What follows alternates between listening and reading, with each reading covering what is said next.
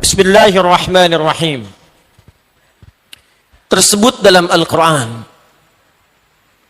jika seorang yang beriman menginginkan 5 kemuliaan tadi yang dijanjikan, 1, diberikan ketenangan dalam jiwanya.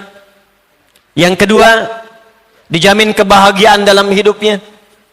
Yang ketiga, dijamin keamanan dalam kehidupan di 3 alamnya, dunia, alam kubur, akhirat. Yang keempat, dijamin kenikmatan dalam hidupnya walaupun hidup di suasana yang sangat terbatas. Rizkinya kelihatan terbatas, di rumah nampak terbatas, tapi tenang, enak hidupnya seperti pemuda yang di gua itu. Dan yang kelima, mendapat berita gembira masuk surga sebelum dia wafat. Maka untuk mewujudkan itu, tersebut isyarat dalam Al-Quran, setidaknya orang-orang yang beriman itu mesti memenuhi 2 syarat utama seperti tersebut dalam Al-Quran dan Sunnah Rasulullah SAW. Syarat itu yang coba kita akan bahas di pertemuan malam hari ini, dan mudah-mudahan keluar dari masjid ini, selesai di pertemuan ini, kita semua mendapatkan 5 hal yang dijanjikan insyaallah. Tidak cukup dengan amin, kita belajar dulu. 1, orang-orang yang beriman itu disebutkan oleh Allah Subhanahu wa ta'ala mesti mengaktualisasikan, menerjemahkan, mengamalkan pengertian iman itu sesuai dengan yang dimaksudkan Al-Quran. Karena ada orang-orang yang mengatakan saya beriman, tapi tidak mengamalkan pengertian imannya seperti pengertian yang diinginkan Al-Quran. Apa pengertian iman yang diinginkan oleh Al-Quran? 1 kalimat saja yang dimaksudkan iman dalam Al-Quran, bahkan ditetapkan dalam kaidah bahasa Arab, la yuzkarul imanu illa bima'na al-yaqini bila syakkin. Tidak disebutkan kalimat iman bahkan dalam Al-Quran kecuali mengandung arti keyakinan tanpa ragu. Yakin, jangan ragu. Yakin, tidak boleh ragu. Karena itu ketika disebutkan kalimat iman pertama dalam Al-Quran, maka kalimatnya disandingkan dengan kalimat yakin tanpa ragu. Al-Baqarah ayat yang kedua sampai 3. Dzalikal kitabu la raiba fi hudal lil. Siapa hudalil muttaqin itu? Ayat 3-nya. Alladzina yu'minuna bil ghaib. Jadi ketika Allah membuka dengan kalimat alladzina yu'minuna bil ghaib, orang-orang yang yakin pada Allah walaupun tak nampak dalam pandangannya, bagaimana dia bisa yakin itu? Kata Allah, la raiba fi, jangan pernah ragu. Al-yaqin bila syak, mesti yakin, jangan pernah ragu sedikit pun. Kata Allah beriman pada Al-Quran, yakin, jangan ragu. Kata Allah beriman pada seluruh perintahku, yakin ya Allah tanpa ragu. Kata Allah beriman pada semua larangan-laranganku, yakin ya Allah tanpa ragu. Jadi ketika Allah mengatakan kalian beriman, jadi orang-orang beriman, maka syarat yang pertama yang diinginkan oleh Al-Quran, ketika iman telah sampai dalam jiwa kita, maka hadirkan keyakinan dalam jiwa, jangan pernah muncul keraguan sedikit pun pada apa yang disampaikan oleh Allah Subhanahu wa ta'ala. Jelas? Fokus. Tapi ternyata keyakinan tanpa ragu ini tidak pernah kemudian hadir dalam kehidupan, kecuali kaidahnya jika seseorang ingin yakin dengan imannya, mesti iman itu kaidahnya harus sampai kepada hatinya, bukan hanya hadir di lisannya. Karena yakin itu pekerjaan hati, bukan pekerjaan lisan. Makanya orang sering mengatakan, sudah mantap belum hatimu menerima lamarannya? Sudah mantap belum hatimu menerima pinangannya? Dari mata turun ke hati. Sentuhlah ia tepat di hatinya, maka ia akan jadi milikmu untuk selamanya. Hati. Catat, bikin status. Yakin itu pekerjaan hati, bukan pekerjaan lisan. Karena itu ketika ada orang Arab Baduy, dia mengatakan beriman kepada Allah dengan lisannya, langsung turun penolakan dari Allah dan mengatakan itu baru di lisanmu. Buka Quran surah ke-49 ayat ke-14. Quran surah Al-Hujurat ayat ke-14. Qalatil a'rabu amanna. Ada orang-orang Arab Badui pada saat itu mengatakan kepada Rasulullah sallallahu alaihi wasallam, "Ya Rasulullah, amanna." Kami telah beriman sempurna. Amanna. Kalimatnya menggunakan fi'il madhi. Fi'il madhi kalau dalam ilmu bahasa nahwu, ilmu bahasa Arab, di nahwu menunjukkan pada makna yang lampau. Tapi dalam ilmu balaghah menunjukkan makna ta'kid, taukid. Orang itu ingin mengatakan, "Ya Rasulullah, saya sampaikan pada Anda, saya yakinkan dengan taukid kami telah beriman." Nabi diam. Karena perkara iman, perkara hati, Nabi menunjuk petunjuk dari Allah Subhanahu wa taala. Turun kemudian jawaban dari Allah. Perhatikan kalimatnya. Qul lam tu'minu. Katakan Muhammad, kalian belum serius imannya. Kalian belum sempurna imannya. Walakin qulu aslamna. Tapi katakan aslamna, kami baru masuk Islam. Kami baru berislam. Karena syarat berislam pertama kali mengucapkan kalimat iman di lisannya. Asyhadu an la ilaha illallah wa asyhadu anna Muhammadan. Ketika Anda mengucapkan asyhadu an la ilaha illallah, maka ini syarat Islam yang pertama kali, mengeluarkan kalimat iman di lisannya. Diproklamirkan, disampaikan, saya bersaksi tidak ada Tuhan selain Allah.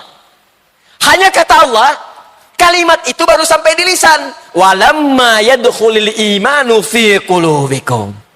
Sementara imannya yang di lisan itu belum dimasukkan ke dalam hatinya. Karena kaidah iman tadi al-yaqinu bila syakin. Harus yakin tanpa ragu. Kalau cuma di lisan, keyakinan itu nggak akan muncul. Harus dimasukkan ke dalam jiwa kita.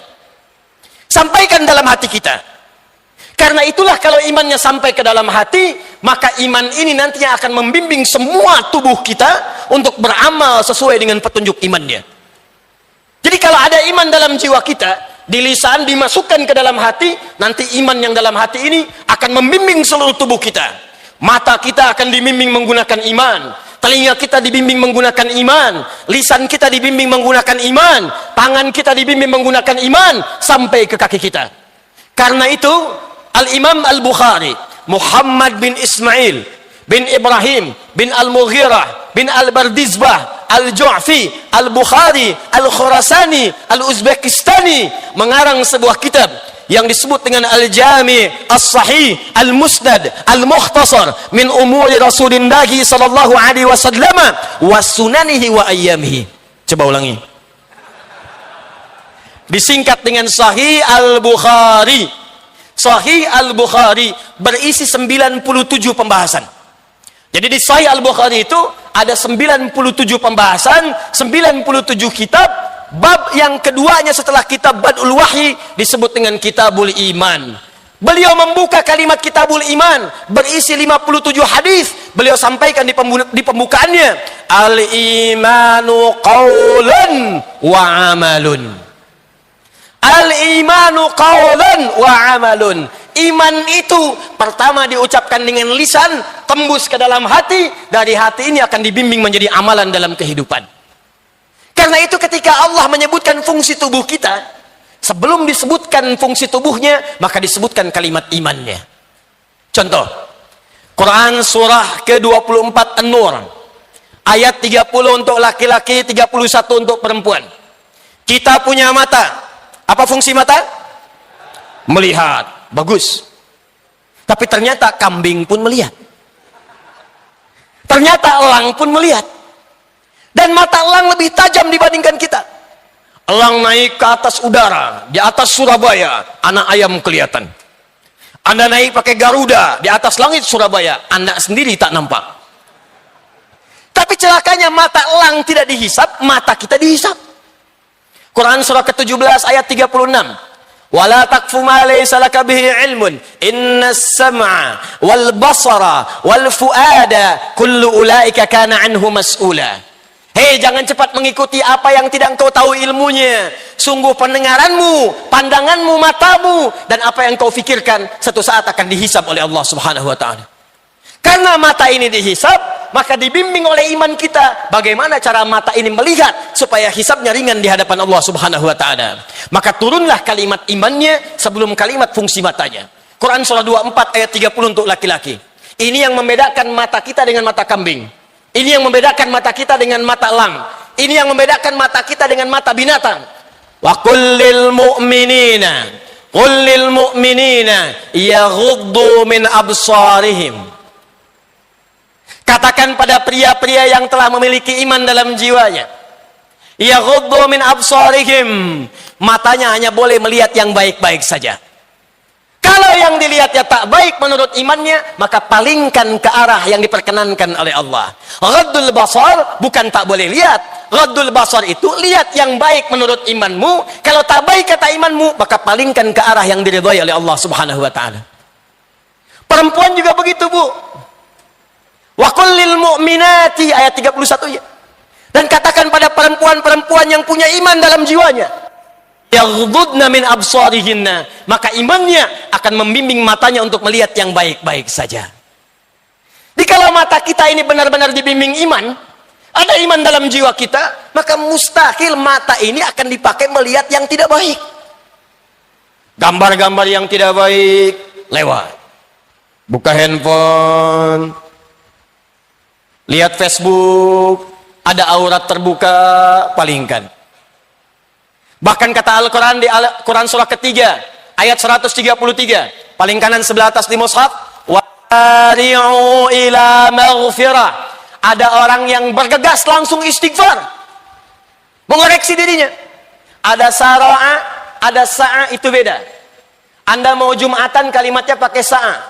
Quran surah ke-62 ayat ke-9, paling kiri sebelah atas di mushaf, ya ayyuhalladzina amanu idza nudiya lis-salati min yaumil jumu'ati fas'au ila dzikrillah.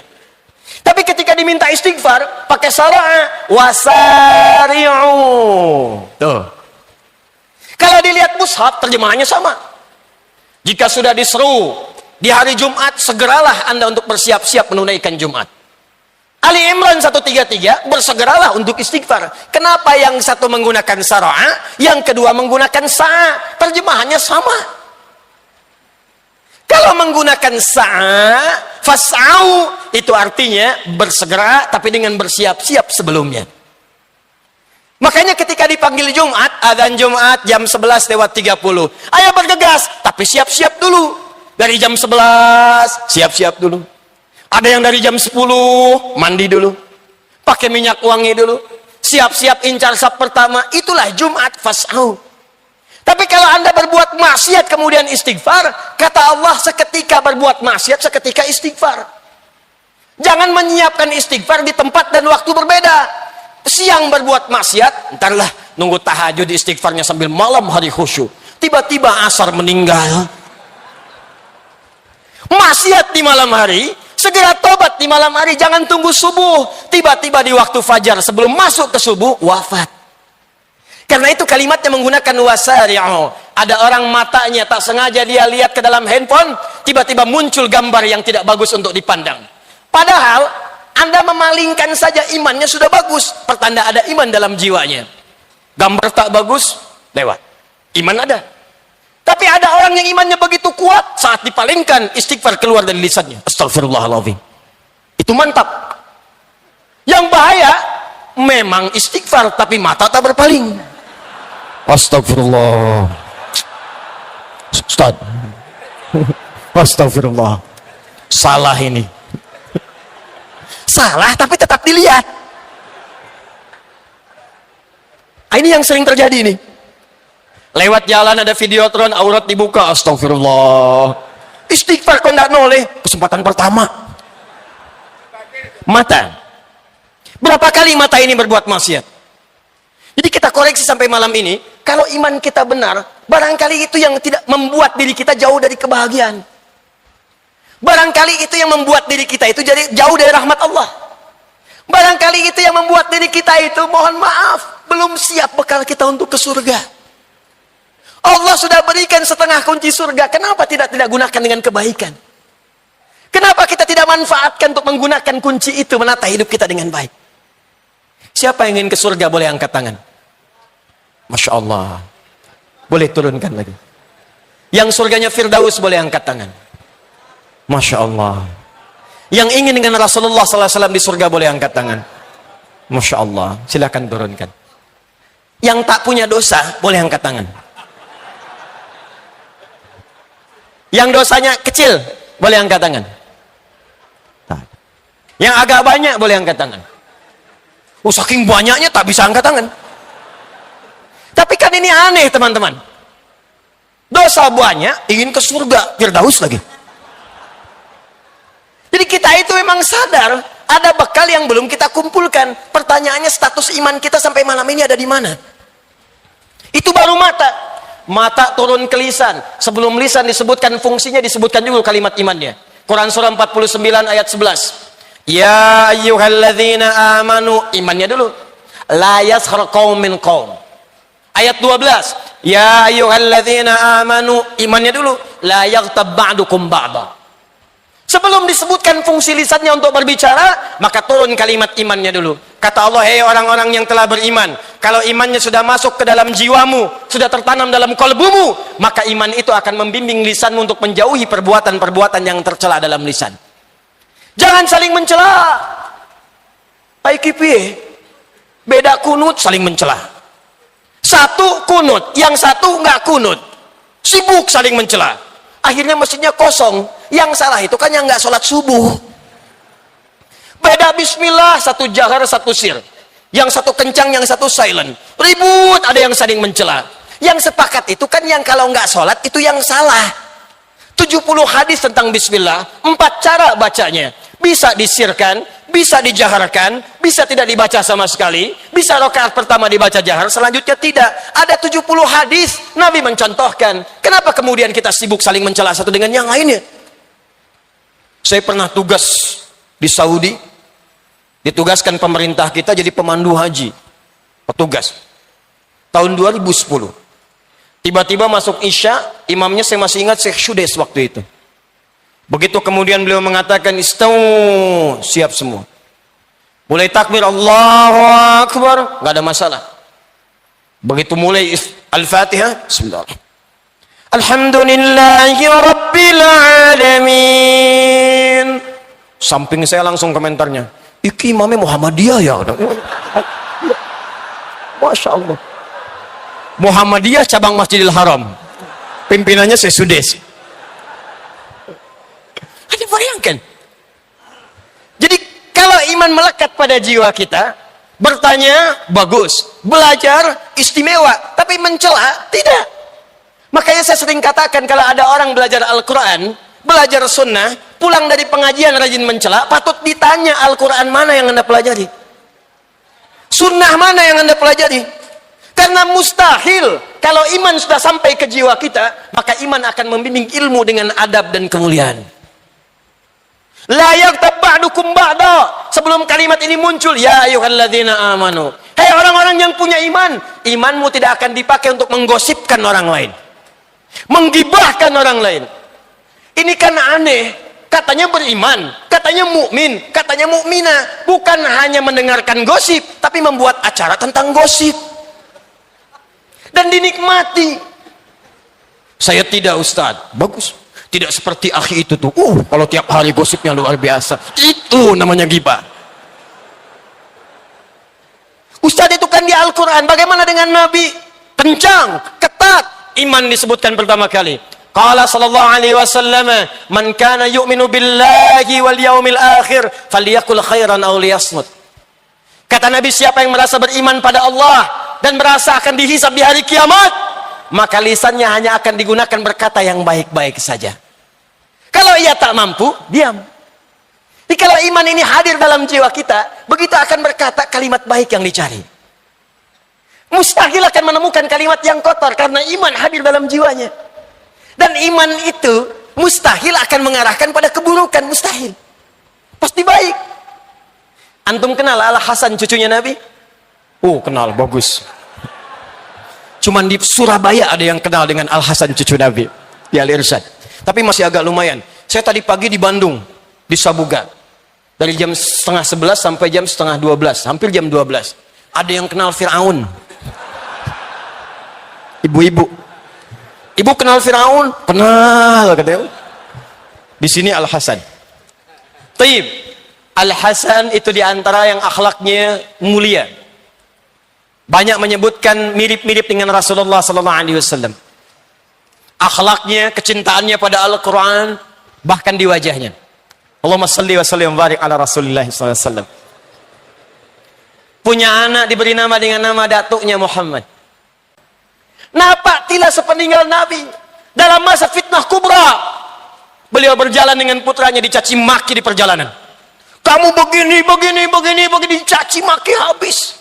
Bukan satu huruf, bukan satu kalimat, satu buku dikumpulkan. Beliau menyimak dengan tenangnya.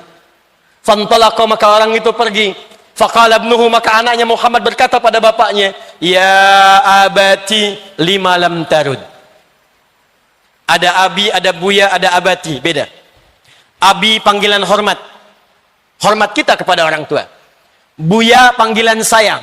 Sayang kita kepada ayah kita, atau sayang kepada sosok tertentu, walaupun dia bukan ayah kita, tapi kita menyayanginya karena keistimewaan yang melekat pada dirinya.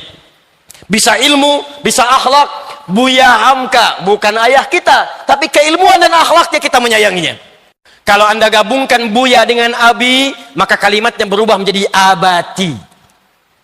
Dalam Al-Quran kalimat ini sering disebutkan. Ismail kepada Ibrahim, ya abati. Quran surah 37 ayat 102 sampai 109. Ya abatif al ma tu'mar satajiduni insyaallah minas sabirin. Kata anaknya kepada bapaknya, ya abati lima lam tarud. Pak, kenapa bapak nggak balas? Kenapa bapak nggak klarifikasi? Saya tidak seperti yang kamu kira. Kamu pun tidak sebaik yang kamu ucapkan. Kenapa bapak nggak balas? Perhatikan apa yang dijawab oleh Al-Hasan. Allahu Akbar. Wa ana la adri kaifa arud. Ya abati lima lam tarud, Pak. Demi hormat dan sayang nanda pada bapak, kenapa nggak dibalas? Kenapa nggak diklarifikasi? Kata Al-Hasan, wala adri kaifa arud. Bapak tuh nggak tahu bagaimana cara balasnya. Dicari-cari ke dalam jiwanya, kalimat apa yang pantas diucapkan, nggak ketemu, Pak. Bu. Dicari hanya untuk mengatakan saya tidak seperti yang kamu katakan. Takut menyakiti orang itu. Hanya untuk mengatakan kamu pun tidak lebih baik daripada yang kamu katakan. Takut salah ucap. Bapak nggak tahu bagaimana cara balasnya. Cucu Nabi SAW. Pemuda penghulu ahli surga. Surga ada jaminannya. Dijaga dalam kebaikan dengan Qur'annya. Akhlaknya mulia seperti datuknya. Ketika dicaci maki bahkan dengan satu buku pun beliau tak sanggup membalas karena tidak menemukan kosakata dalam jiwanya. Anda siapa?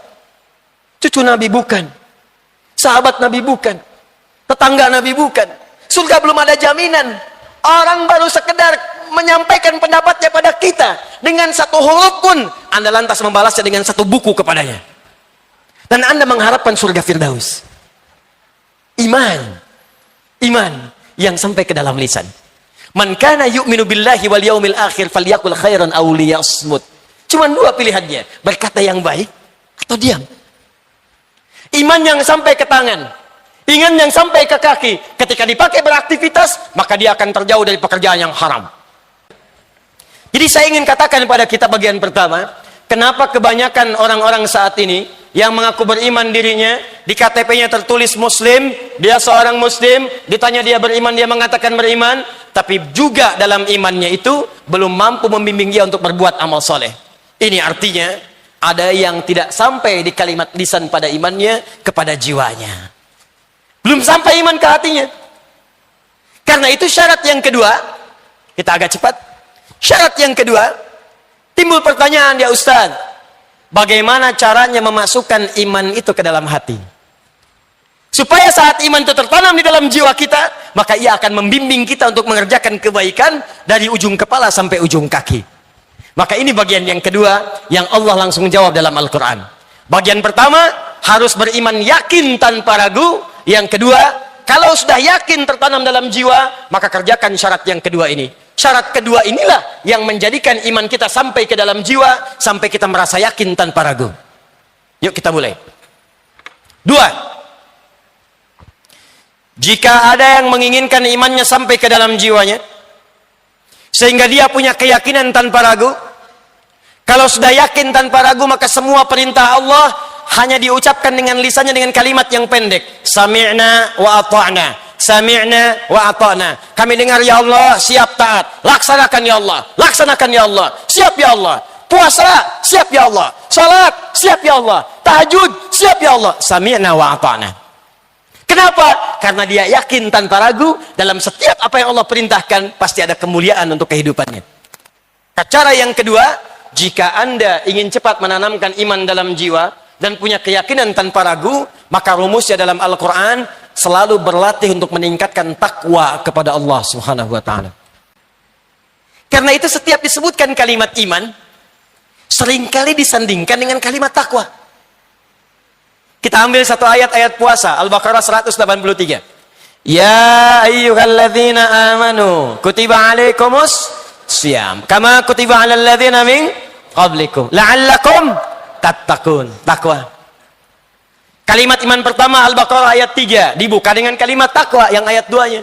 Dzalikal kitabu la raiba fi hudal lil muttaqin. Siapa muttaqin orang takwa itu? Ayat ketiga, alladzina yu'minuna bil ghaib. Iman bersanding dengan takwa. Iman disandingkan dengan takwa. Jadi kalau ingin iman kita sampai ke dalam jiwa kita, maka tingkatkanlah takwa kita kepada Allah Subhanahu wa Ta'ala. Quran surah ketiga ayat 102, ya ayyuhalladzina amanu ittaqullaha haqqa tuqatih wa la tamutunna illa wa antum muslimun. Iman disandingkan dengan takwa. Ya Allah, saya ingin meningkatkan takwa supaya iman saya kuat, supaya sampai ke jiwa saya. Maka bagaimana cara saya meningkatkan takwa itu? Maka disebutkanlah kalimat takwa dengan semua turunannya 115 kali dalam Al-Quran. Awas, ini bahasannya ini agak detail ya. Tolong fokus baik-baik. Kita sampai jam berapa? Oh, Masya Allah. Siap. Siap. Ya. Bapak mau sampai jam 11? Boleh. Saya setengah 10 pulang. Takwa disebutkan 115 kali dalam Al-Quran. Lihat. Nanti kita, ini belum selesai, masih ada 2 bab lagi nih. Ya. Satu babnya 1 jam. Fokus. Kalau kita ingin sampai pada derajat iman yang mantap, tertanam dalam jiwa, maka tingkatkan takwa. Sehingga derajat kita akan naik dari sekedar mukminin menjadi muttaqin. Bagaimana mencapai derajat takwa ini? Maka cari setiap kalimat takwa dalam Al-Quran, maka Anda akan temukan petunjuk meningkatkan takwa itu. Setidaknya ditemukan sebanyak 115 kali. Rahasia cepatnya, setiap ada kalimat takwa, itu pasti setelah atau sebelumnya akan ditemukan perintah untuk beramal soleh. Kalau Anda imannya ingin kuat, maka tingkatkan takwa. Bagaimana meningkatkan takwa? Kerjakan amal soleh. Bahkan kadang-kadang oleh Allah di-bypass. Takwanya kemudian ditutup, iman dan amal solehnya disandingkan.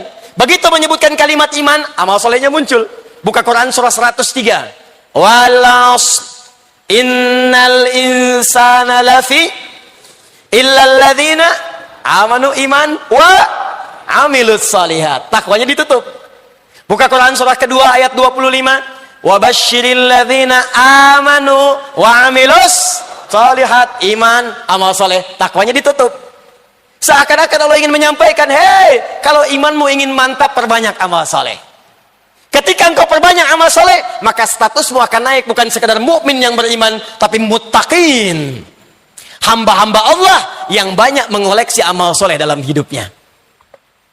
Karena itulah Al-Imam Al-Bukhari, ketika membuat Kitabul Iman, menyusun caranya dari Nabi SAW, maka beliau memberikan petunjuk 57 hadis.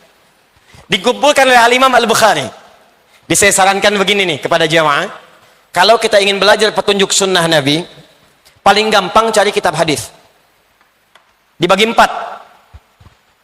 Kalau Anda ingin belajar tentang bimbingan Nabi terkait fikih. Fikih saja. Cara wudhu yang benar, cara sholat yang benar, cara zakat yang benar, maka cari kitab sunan namanya. Sunan itu kitab hadis yang disusun berdasar rumusan fikih. Sunan Abu Daud, Sunan At-Tirmidzi, Sunan An-Nasai, Sunan Ad-Darimi, Sunan dan seterusnya. Sunan. Kalau Anda ingin cari kitab hadis yang berdasarkan periwayat hadisnya, Abu Bakar As-Siddiq berapa hadis? Sayyidah Aisyah berapa hadis? Ibnu Abbas berapa hadis? Maksudnya saya ingin meneladani kehidupan mereka. Ibnu Abbas seorang penuntut ilmu, maka saya ingin belajar seperti Ibnu Abbas. Mana hadis-hadisnya? Abu Bakar seorang selain khalifah, juga seorang pengusaha sukses. Saya ingin menempuh kehidupan seperti Abu Bakar. Mana hadis-hadis yang beliau kumpulkan? Maka cari kitab namanya kitab Musnad. Musnad, kitab hadis yang disusun berdasarkan periwayatnya atau sanadnya. Yang paling populer Musnad Imam Ahmad bin Hanbal. Kalau Anda ingin mencari hadis dengan urutan yang sangat kompleks, babnya banyak. Saya ini pengen sekaligus belajar tentang fikihnya, saya pengen belajar tentang muamalahnya, bisnisnya, imarah bab pemerintahannya, kitab orang sakit, kitab tentang bagaimana menuntut ilmu, maka cari kitab namanya kitab Al-Jami'. Al-Jami'. Yang paling populer ada dua, yaitu karangan Al-Imam Al-Bukhari dan Imam Muslim, dikenal dengan Sahihain. Dua-duanya disebut kitab Jami'. Kalau Anda ingin cari hadis, innamal amalu binniyat, ada di mana hadisnya? Saya tidak tahu kitabnya. Saya tahunya huruf hamzah, innama al-a'mal. Cari di mana? Cari kitab namanya Mu'jam. Runtutkan urutan alfabetnya, maka akan Anda temukan di mana hadis itu terletak. Nah, di kitab Al-Imam Al-Bukhari yang Jami', Kitabul Jami', teman-teman, di kitab yang kedua tentang Kitabul Iman, disebutkan di situ langsung Al-Imam Al-Bukhari petunjuk Nabi terdiri dari 57 hadis bagaimana mengerjakan amal soleh supaya menguatkan iman kita. Ustadz, saya ingin meningkatkan iman. Iman saya kadang naik, kadang turun. Belum kuat di jiwa. Kalau sedang naik, amal solehnya kuat. Kalau sedang turun, jangankan sholat yang sunnah Ustadz, sholat fardu pun sulit saya kerjakan. Terlambat saya lakukan. Bagaimana caranya meningkatkannya? Buka kitab Al-Bukhari, 57 hadis, ada amalan soleh di dalamnya untuk membimbing menguatkan iman kita. Nah, amalan ini yang coba saya keluarkan dengan ringkas, malam ini Anda tuliskan, besok bikin kurikulum untuk dilaksanakan. Siap insya Allah? Takbirin. Yang ingin imannya meningkat boleh angkat tangan. Yang ingin imannya makin kuat boleh angkat tangan. Baik, Masya Allah, silakan turunkan. Saya tidak ingin kedatangan saya ke sini hanya sekedar duduk, ceramah, Anda dengar, langsung pulang. Saya tidak ingin seperti itu. Kalau Anda hanya ingin datang, duduk, mendengar, pulang, lebih baik Anda bisa belajar dengan siapapun. Saya tidak pernah datang ke majelis ilmu kecuali buat komitmen dengan seluruh jemaah, siap mengamalkan apa yang telah kita pelajari. Siap insya Allah? Mesti ada perbedaan antara datang dengan keluar. Mesti ada perbedaan antara masuk dengan pulang. Mesti beda. Karena itu tempat belajar dalam Al-Quran disebut dengan majlis. Jamaahnya disebut dengan majalis. Quran surah ke-58 ayat 11. Ya ayyuhalladzina amanu, iman. Idza qila lakum tafassahu fil majalis, majlis. Jika dikatakan padamu luaskan, share, luaskan tempatnya di majlis-majlis. Majlis berasal dari kata jalasa. Apa artinya jalasa? Bukan sekedar duduk. Karena dalam Al-Quran duduk itu pun disebut dengan qa'ada. Qa'ada yaqudu qu'udan. Quran surah keempat ayat 103. Fa idza qadaytumus salata fadhkurullaha qiyaman wa qu'udan. Bukan julusan. Asalnya bukan duduk. Asalnya berpindah tempat. Kalau Anda pindah dari karpet duduk, pindah ke kursi. Atau Anda berdiri, maka orang Arab akan mengatakan tafaddal ijlis. Pindah ke tempat yang lebih tinggi. Tapi kalau Anda sedang berdiri diminta duduk, pindah rendah. Atau dari kursi pindah ke karpet, orang Arab fasih akan mengatakan tafaddal qu'udan. Karena itu Anda sholat berdiri, tak mampu berdiri, duduk. Qiyaman wa qu'udan, bukan julusan. Tak mampu duduk, berbaring. Wa ala junubikum, berbaring.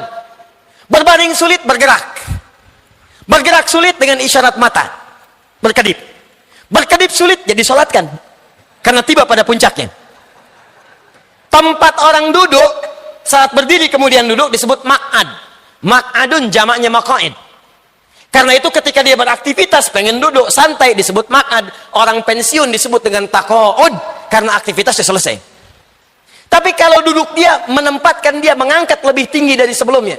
Mengangkat posisi lebih tinggi, lebih naik lagi. Maka tempatnya berubah dari maq'ad menjadi majlis dari kata jalasa. Kenapa tempat belajar disebut majlis ilmu oleh Al-Quran? Seakan memberikan isyarat. Mesti ketika Anda hadir di pengajian, tempat belajar, mesti mengangkat Anda dari sebelum masuk sampai pulang. Mesti beda posisinya.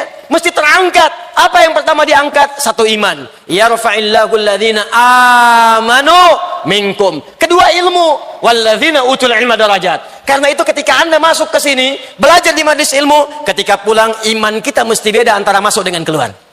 Mesti lebih kuat. Ilmunya mesti bertambah. Mesti paham. Jadi kalau saya mengajar, Anda belajar dengan saya, tidak mendekatkan diri Anda kepada Allah, tidak meningkatkan iman Anda, maka camkan kalimat saya ini. Tinggalkan saya dan cari ustadz-ustadz lain. Jika Anda belajar dengan saya, tidak menambah pengetahuan Anda, tidak meluaskan wawasan Anda, camkan kalimat saya. Tinggalkan saya, cari ustadz-ustadz lain. Karena saya tidak seperti yang diinginkan oleh Al-Quran. Mesti beda. Dan mustahil kita bisa meningkatkan iman dan ilmu kecuali kita paham dan berkeinginan mengamalkannya. Karena itu turunlah kemudian Quran surah ke-9 ayat 122. Wa ma kana al-mu'minuna liyanfiru kaffa falawla nafara min kulli firqatin minhum ta'ifah liyatafaqahu fid din. Cara belajar. Belum selesai. Waliyunziru qaumahum idza raja'u ilaihim la'allahum yahdharun. Kata Allah, orang yang belajar pengetahuan, pertama, mesti belajar sampai paham. Jangan sampai kita belajar tidak mengerti apa yang kita pelajari. Awas. Ada sindiran tajam dalam Al-Quran. Kenapa mesti paham? Karena ilmu yang kita pelajari itu akan dipraktikkan dalam ibadah. Satu. Makanya disebut fikih, artinya paham. Karena itulah saat kita akan sholat, belajar dulu cara sholat, disebut fikih sholat. Fikih zakat, fikih haji. Maksudnya bukan sekedar belajar, belajar sampai paham. Coba lihat sindiran Al-Quran. Tajam sekali walaupun halus. Kata Allah, ada orang sholat, bahkan tidak paham apa yang ia kerjakan dan dia lakukan dalam sholatnya. Ada orang sholat, gak paham yang dia baca dalam sholatnya. Berapa ribu kali Anda ruku? Berapa ribu kali Anda sujud? Sudah berapa lama Anda sholat? Pertanyaan saya, dari sekian ribuan kali ruku dan sujud, berapa persen bacaan sholat yang Anda pahami? Jangan-jangan selama ini kita sholat, kita nggak ngerti yang dibaca. Ruku nggak paham yang diungkapkan. Sujud tidak mengerti yang dibacakan. Bagaimana sholat kita bisa khusyuk? Bagaimana sholat kita bisa nikmat?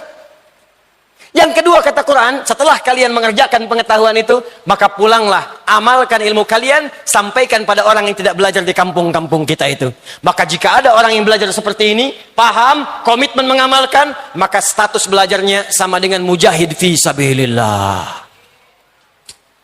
Karena ayat ini diturunkan untuk mengajak orang-orang yang sedang senang berjihad, untuk diberikan alternatif pada jihad bentuk yang lain, yaitu jihad dengan ilmu. Sama persis kata Allah, yang berangkat ke medan perang, yang berjihad di medan perang, dengan yang belajar di majelis ilmu, maka nilainya sama-sama mujahid. Kalau wafat statusnya syahid, di surganya bersama Nabi SAW. Turun Quran surah keempat ayat 69. Wa may yuti'illaha war rasula fa ulaika ma'al ladzina an'ama Allahu 'alaihim minan nabiyyina was-siddiqina wasyuhada was-salihin wa hasuna ulaika rafiqa.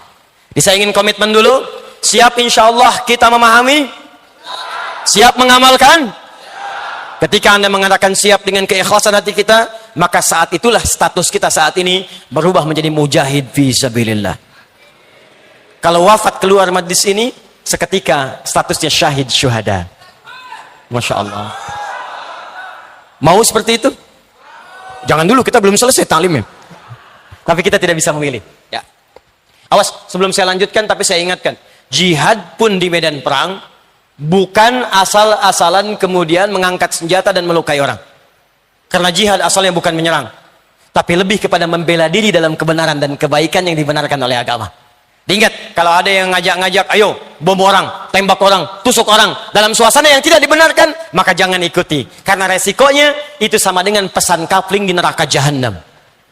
Quran surah An-Nisa, surah yang keempat, ayat 92 sampai 93. Wa may yaqtul mu'minan muta'ammida fajazauhu jahannam wa ghadiballahu alaihi wa la'anahu wa 'adda lahu 'adzaban 'azima. Siapa yang sengaja merencanakan pembunuhan apalagi pada satu orang beriman, maka dia sama saja sudah pesan kapling di neraka jahanam. Dia akan mendapatkan murka Allah, dilaknat oleh malaikat, dan dijanjikan siksa yang sangat berlipat. Orang beriman mana yang pesan kapling di neraka jahanam? Makanya mustahil ada orang beriman meledakkan diri di jalanan. Mustahil ada orang beriman tembak sana tembak sini dengan kalimat Allahu Akbar dengan kalimat dan suasana yang tidak dibenarkan. Itu waktu bom di Jalan Tamrin itu duar terjadi. Saya sedang mengajar di Lampung. Langsung timbul pertanyaan, Ustaz, apakah bom di Jalan Tamrin itu termasuk jihad fisabilillah? Saya bilang, Pak, sependek pengetahuan saya, jihad fisabilillah itu jihad di jalan Allah, bukan di Jalan Tamrin. Ayo fokus ini. Iman, kuatkan dengan amal soleh. Apa saja amal soleh yang disebutkan oleh Nabi untuk menjelaskan petunjuk di Al-Quran supaya iman kita menguat. Al-Imam Al-Bukhari menghimpun di 57 hadis dalam kitabnya Al-Jami' At-Sahih Al-Bukhari yang juga mengintisarikan keterangan-keterangan dalam Al-Quran. Perhatikan, setidaknya ada beberapa amalan-amalan pokok yang kalau dikerjakan akan meningkatkan iman, bahkan memunculkan kenikmatan iman yang disebut dengan halawatul iman. Satu, saya agak cepat langsung ke eksekusi amalan. Amalan yang paling pokok, satu, salat. Satu apa? Salat. Karena itu ketika Allah menyebutkan kalimat iman pertama dalam Al-Quran, setelahnya langsung bersanding dengan kalimat salat. Al-Baqarah ayat 3. Alladzina yu'minuna bil ghaib wa yuqimunas shalah. Dan kalimat imannya berubah jadi fi'il mudhari. Dari amanu jadi yu'minun. Silakan lihat. Biasanya Allah panggil ya ayyuhalladzina amanu, ya ayyuhalladzina amanu. Yang ini spesial. Begitu kita diminta mengerjakan salat, kalimat imannya berubah menjadi fi'il mudhari. Alladzina yu'minun. Bukan amanu. Fi'il mudhari punya 3 arti. Lebih bergerak dibandingkan fi'il madhi. Dalam bahasa Inggris disingkat dengan present, continuous, dan future. Sekarang, terus menerus, dan sampai kapanpun. Jadi ada amalan yang kalau kita kerjakan dengan baik, maka amal itu akan menjaga iman kita dari sekarang, terus menerus, sampai kapanpun saat kita kembali kepada Allah Subhanahu wa Ta'ala. Seakan Al-Quran ingin mengatakan, hei, kalian yang sedang beriman kepada Allah yang gaib, yang tak tampak dalam pandangan, kalau iman kalian ingin terus kalian pertahankan, terus kalian jaga, tertanam dalam jiwa, baik sekarang, terus menerus, sampai kamu kembali kepada Allah Subhanahu wa Ta'ala, saya turunkan amalan yang kalau engkau kerjakan itu, maka akan hadirlah sifat iman seperti itu. Apa amalannya? Wa yuqimunas shalah. Salat. Karena itu cek. Semua nabi yang pernah bertugas di bumi, semuanya salat. Untuk mempertahankan iman mereka kepada Allah dan menunjukkan kepada kita. Saking pentingnya sholat, semua nabi sholat, Pak. Di sholat itu, ibadah pokok yang tidak hanya diperintahkan pada Nabi Muhammad SAW dan umatnya, tapi semua nabi yang pernah bertugas di bumi semuanya sholat. Nabi Musa sholat. Buka Quran surah ke-20 ayat ke-14. Kata Allah, innani anallahu la ilaha illa ana fa'budni. Saya Allah, tidak ada Tuhan selain saya yang layak dipertuhankan, maka sembah saya. Bertanya Musa, bagaimana ya Allah cara menyembahmu? Wa aqimis sholata li dzikri. Tunaikan salat sebagai zikir kepadaku. Nabi Musa salat. Nabi Zakaria salat. Buka Quran surah ketiga ayat 38 sampai 39. Hunalika da'a Zakaria rabbah. Qala rabbi habli min ladunka dzurriyyatan thayyibah innaka sami'ud du'a. Di mihrabnya itulah kemudian Zakaria berdoa kepada Allah Rabbnya, ya Allah anugerahkan saya keturunan. Mereka mengatakan saya enggak akan punya keturunan karena saya terbatas. Saya minta kepadamu yang tidak punya batas dalam pemberian. Engkau pasti mendengar doa saya. Kapan doa itu disampaikan? Ayat 39-nya. Fanadatul malaikatu wa huwa qaimun yusalli fil mihrab. Annallaha yubashshiruka bi Yahya. Maka datang malaikat memberikan kabar gembira. Allah menjawab doamu. Kapan doa itu disampaikan? Saat beliau sedang sholat, masih berdiri dalam sholatnya di mihrab. Nabi Zakaria sholat. Nabi Isa alaihissalam, Yesus, Al-Masih, Mesiah, Nabi Isa sholat. Buka Quran surah ke-19 ayat 31 sampai 33. Nabi Ismail alaihissalam, kakek moyangnya Nabi Muhammad SAW yang ke-29 sholat. Buka Quran surah ke-19 ayat ke-55. Bahkan beliau meminta keluarganya semua sholat. Wa kana ya'muru ahlahu bis sholah. Urutkan sampai ke atas. Muhammad sallallahu alaihi wasallam bin Abdullah bin Abdul Muttalib bin Hashim bin Abdul Manaf bin Qusay bin Murrah bin Kilab bin Ka'ab bin Ghalib bin Fihr bin Malik bin Nadar bin Kinanah bin Khuzaimah bin Mudrika bin Ilyas bin Nizar bin Mudar bin Ma'ad bin Adnan bin Addi bin Adri bin Muqawwam bin Nahur bin Talih bin Ya'rub bin Yasjub bin Nabit bin Ismail alaihi salam bin Ibrahim alaihi salam bin Azar atau bin Nahur bin Abir bin Kinan bin Arfakhshad bin Sam bin Nuh alaihissalam bin Mikhlail bin Matushalah bin Kinan bin Anwas bin Thith bin Adam alaihissalam. Kalau ditarik dari zaman Rasul Nuh alaihissalam sampai ke Muhammad sallallahu alaihi wasallam, maka muncul langsung satu ayat di Quran surah keempat An-Nisa ayat 163. Inna awhayna ilaika kama awhayna ila Nuhin wan nabiyyina min ba'di. Muhammad, kami berikan wahyu kepadamu, wahyu yang sama ketika kami turunkan kepada Nuh saat diangkat menjadi Rasul, dan nabi-nabi setelahnya sampai dengan kepadamu. Semua sholat. Dibayangkan, semua nabi sholat. Anda bukan nabi, nggak sholat. Anda siapa? Makanya ketika kalimat iman disampaikan dengan kebahagiaan, qad aflahal mu'minun, masih ingat? Orang beriman akan bahagia. Kapan dia bahagia? Teruskan ayatnya. Alladzina hum fi sholatihim khashi'un. Salat. Makanya saat panggilan salat dikumandangkan, kalimat bahagianya muncul. Hayya 'alas shalah. Anda bertanya, ya Allah, kenapa saya mesti salat? Perhatikan jawaban Allah. Lewat suara muadzin itu. Hayya 'alal falah. Falah. Saya panggil kamu sholat supaya kamu bahagia. Supaya kamu sukses. Kamu nggak sholat semuka langit dan bumi, tidak akan menurunkan status saya sebagai Tuhan. Kamu sholat itu bukan saya yang butuh, kata Allah, kamu yang butuh.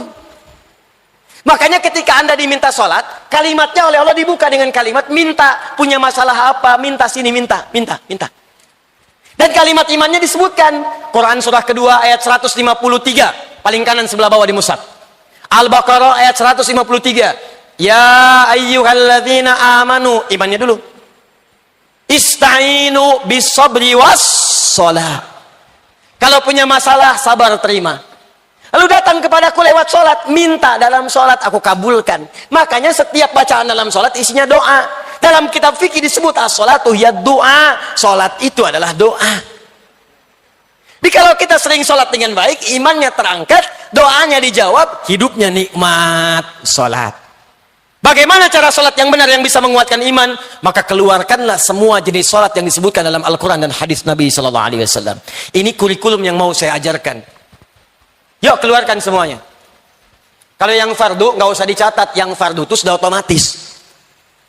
Jadi nggak harus dicatat lagi. Subuh, zuhur, asar, maghrib, Isya, rumus telepon online terhadap Allah, rumusnya 24434. Online dengan Allah. Anda online dengan makhluk hampir 5 menit sekali. Online dengan Allah diminta cuma 5 kali, itu pun telat. Anda online dengan kekasih, mama sebentar sayang, sinyalnya belum kuat, gelisahnya luar biasa. Terlambat dengan Allah, online cuma 5 kali diminta sehari, nggak ada kegelisahan itu. 24434. Dalilnya Quran surah ke-17 ayat 78. Quran surah ke-11 ayat 114. Waktunya diatur di Quran surah ke-4 ayat 103. Diminta dijaga di Quran surah kedua ayat 238. Paling kanan sebelah atas di mushaf. Ini yang salat fardu. Aqimis salata liduluki syamsi ila ghasaqil laili wa Qur'an al-fajr. Inna Qur'an al-fajr kana mashhuda. Dalil salat 5 waktu. Dikuatkan pahalanya di Quran surah 11 ayat 114. Aqimis salata tarafayn nahar wa zulafan minal lail. Innal hasanati yudhibna as-sayyi'at. Salat fardu. Disebutkan waktunya di Quran surah keempat ayat 103. Fa idza qadaytumus salata fadhkurullaha qiyaman wa qu'udan wa 'ala junubikum. Fa idza tma'nantum fa aqimus salat. Innas salata kanat 'alal mu'minin kitaban mawquta. Kata Allah, orang beriman itu pasti tahu waktu salat. Tuh, cek. Ayo cek tuh. Ayo. Kata Allah, bahasa bebasnya. Orang beriman itu, kalau benar imannya, pasti tahu waktu sholat. Ayo lihat sini. Subuh besok jam berapa? Sini, jangan lihat ke atas. Sini. 4. Oh, tuh. 341, 340, 440. 355. Terjadi perbedaan pendapat tentang waktu sholat subuh. Ini menunjukkan Anda berasal dari daerah yang tidak sama. Dan ini menunjukkan bahwa sholat itu benar perintah Allah, bukan karya manusia. Kenapa? Karena sholat itu satu-satunya ibadah yang akan terus dikerjakan selama 24 jam di muka bumi. Karena itu azannya terjadi perbedaan waktu. Surabaya selesai adzan, Sidoarjo adzan. Itu selesai adzan, pindah lagi. Ternyata 24 jam gak pernah berhenti lafaz adzan. Di Mesir selesai adzan, Libya adzan. Libya adzan selesai, Tunisia adzan. Tunis selesai, Maroko adzan. Maroko selesai, Aljazair adzan. Nyebrang ke Mediterania, Italia, Spanyol, Prancis, terus 24 jam. Satu-satunya kalimat di muka bumi yang tidak pernah berhenti 24 jam adzan. Kalau itu karya manusia, mustahil bisa demikian. Ini menunjukkan kebenaran risalah Islam. Dan ini menunjukkan sholat saking pentingnya 24 jam gak berhenti. Fardu. Orang beriman tahu waktu sholat. Karena itu kata Allah, kalau sudah tahu waktunya jaga, jangan ketinggalan. Muncullah Quran surah kedua ayat 238. Hafidhu ala sholawat. Hei, saling menjaga. Ingat. Kalimat Qurannya bukan ihfadhu. Kalau ihfadhu hanya ke satu orang. Jaga. Tapi kalimat Qurannya hafidhu, menggunakan alif mufa'alah, saling jaga, ingatkan, share. Anda pulang ke rumah, satu suami, satu istri, 3 orang anak, ada 5 orang di rumah. Tiba-tiba Anda sudah susun jadwalnya, sholat subuh sampai dengan sholat isya. Anda bangun, istri belum bangun, bangunkan dia, ayo hafidhu. Anda istri bangun, anak belum bangun, ingatkan dia, ayo, katanya ingin ke surga. Kalau perlu bikin menu sholat di meja makan Anda, simpan. Bek. Waktu sholat jam sekian, waktu sholat jam sekian. Itu yang dimaksud dengan hafidhu, saling menjaga waktu sholat. Ini yang standar. Kalau Anda ingin naikkan imannya, maka tambahkan pada jenis yang kedua. Keluarkan semua ragam sholat di luar sholat yang fardu, yang dikenal dengan nama nafilah, yang berhukum sunnah. Kalau Anda ingin berlatih meningkatkan iman ini, maka keluarkan jenis sholat yang kedua ini, yang disebut dengan sholat nafilah, yang hukumnya sunnah. 1. Quran surah ke-17 ayat 79 sampai 81. Dikuatkan di Quran surah ke-73 ayat 1 sampai 20. Dikenal dengan nama salat tahajud atau qiyamul lail. Orang beriman, maka dia akan mencoba untuk memaksimalkan salat tahajudnya. Kalau sulit ia kerjakan, maka ia sebut nama umumnya qiyamul lail. Apa beda tahajud dengan qiyamul lail? Kalau tahajud, salat dikerjakan didahului dengan tidur terlebih dahulu.